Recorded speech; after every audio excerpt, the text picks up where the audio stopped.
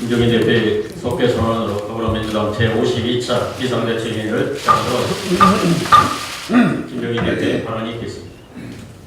네, 오늘 지금 현재 보조조정 문제에 대해서 다시 한번 말씀을 드리겠습니다.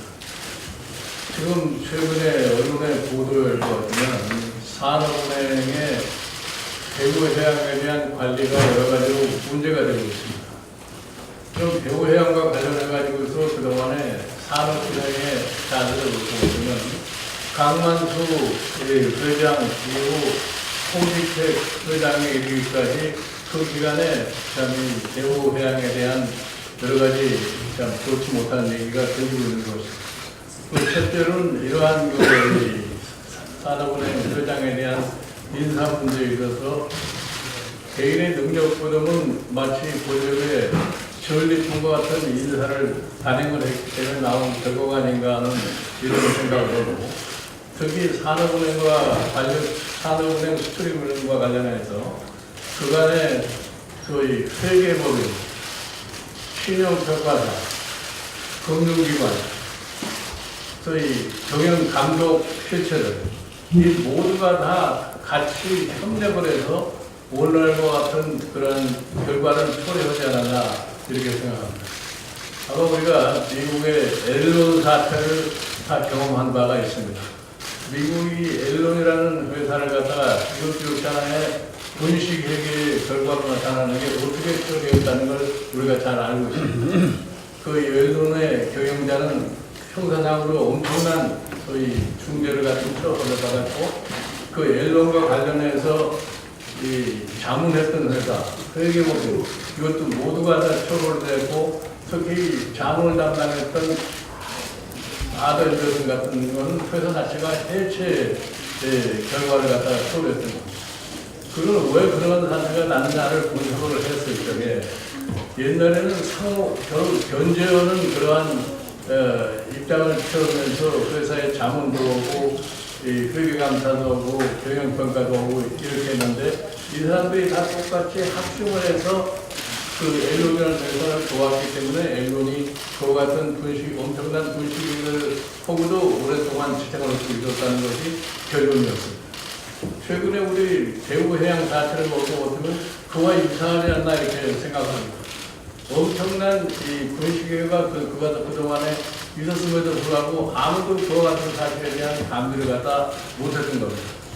특히 우리 감사원은 2011년을 제로로 매년 산업은행에 대한 감사를 실시해 왔습니다. 그럼에도 불구하고 산업은행이 대구해양에 대한 이 대출 관계를 어떻게 했느냐에 대한 지적을 한 번도 하지 못했습니다.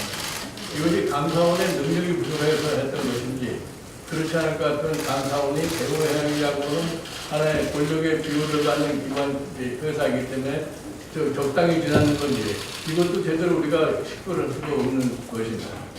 그래서 이번에 이 소위 구조조정과 관련해서 우리나라의 경제에 대한 장래를 정말 걱정하고 할 것 같으면 한 번은 모범적인 사례를 갖다가 이걸 보여줘야만이 우리 경제의 소위 건전성이 회복되지 않나 이렇게 생각합니다. 그래서 다시 한번 말씀을 드리지만, 이번 국회에서 이 산업은행에 대한 이 공정을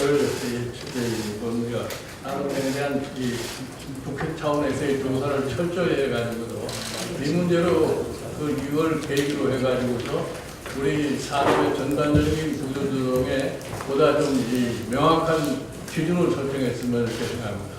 그분이 최근에 일어난 브렉시트를 경작을 해가지고서 그 자체가 우리 경제에 여러 가지 위험이 있기 때문에 이 구조조정 자체를 갖다가 전부 지연시키는 이러한 룰을 범하지 않기를 갖다 바랍니다.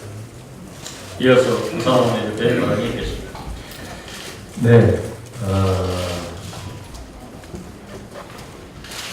가장 최단기 내에 개원한 20대 국회, 6월 국회가 상당히 내실 있게 진행되고 있습니다. 사실 개원식만 하고 끝났던 역대 개원국회에 비해서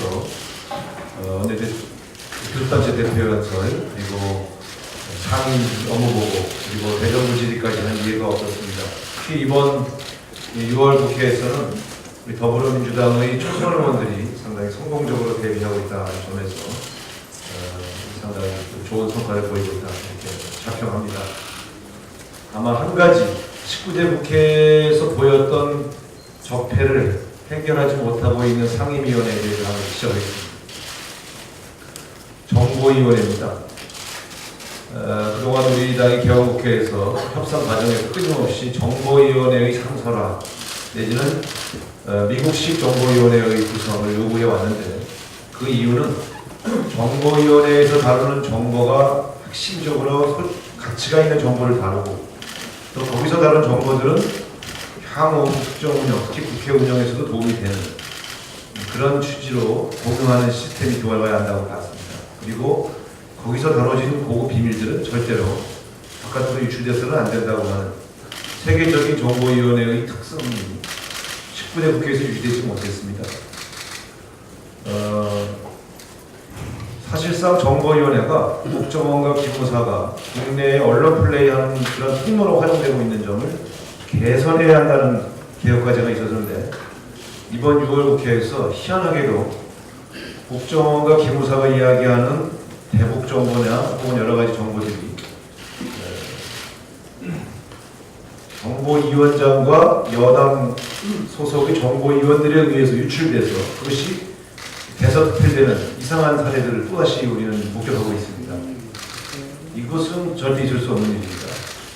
해외의 경우에는 국회 정보위원이 누군지조차 이름조차 공개하지 않을 정도로 비밀주의를 지키고 있는데 우리는 어떻게 된 것이 국회 정보위원회에서 소위 1급 정보들이 마구 유출돼가지고 마구 대서특필되고 정권의 입맛에 맞는 정보만 유출돼가지고 그것이 언론에 보도되는 이런 희한한 양상을 보이고 있다는 점에서 향후 정보위원회는 정보를 흘리는 정보위원회가 아니고 정보를 모으고 정보를 지키고 분석해서 국정 운영에 도움되게 만드는 정보위원회가 돼야 한다. 이번 20대 국회에서도 정보위원회가 19대 국회와 똑같은 모습을 보였다는 점에서 이것은 개혁 과제다. 다시 한번 강조하고자